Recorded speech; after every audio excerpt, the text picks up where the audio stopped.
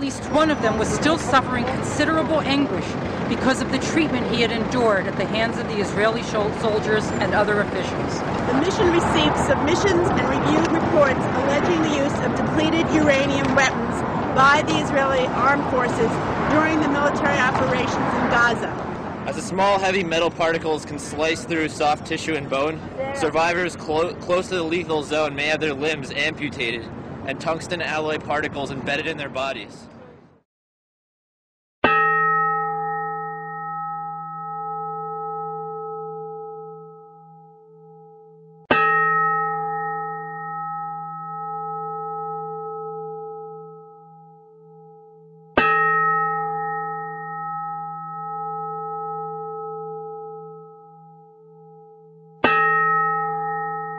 From the facts it gathered, the mission finds that the allegations that dime weapons were used by the Israeli armed forces in Gaza during the military operations require further clarification with regard to their use and particularly the healthcare needs of survivors of the amputations attributed to dime weapons.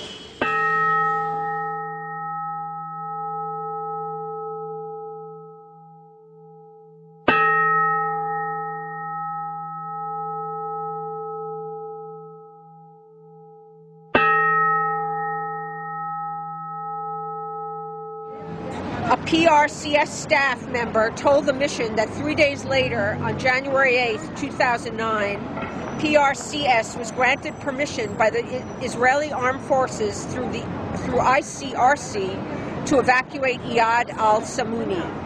The PRCS staff member found him on the ground in Salah ad-Din Street, in the place described by his relatives.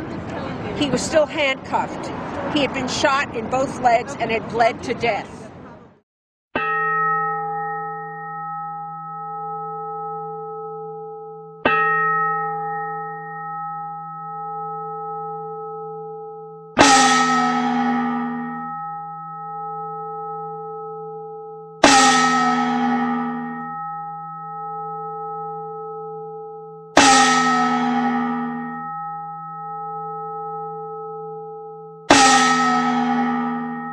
Confirmed to the mission that the Israeli armed forces were fully aware that the school was being used as a shelter from July 5, 2005. UNRWA materials indicate that there were 1,368 persons in the shelter at that time. About 16 hours prior to the shelling on the afternoon of 6 January 2009, Israeli armed forces had already carried out at least one strike, destroying the house of Mr. Abu Askar.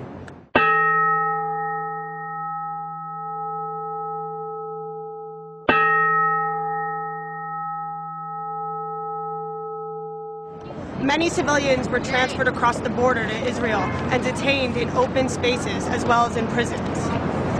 The methods of interrogation amounted not only to torture in some of the cases, but also to physical and moral coercion of civilians to obtain information. These persons were subjected to torture, maltreatment, and foul conditions in the prisons. They were deprived of food and water for several hours at a time, and any food they did receive was inadequate and inedible. While in detention in Israel, they were denied due process. Nasser Haji was ordered to undress and then pull his brother's body to another room, where the soldiers threw mattresses and blankets on the body. The body was still lying in the same position when Abba Haji returned to her home 2 weeks later. Her children asked her whether they would be killed as well. She told them to say the Shahada, the prayer recited in the face of death. Mrs. Haji also recalled that the soldiers were breaking the tiles on the floor of the house and digging in the earth below. Asked about this at the public hearing, she expressed the opinion that this was to obtain sand for the sandbags they subsequently placed on the roof of the house.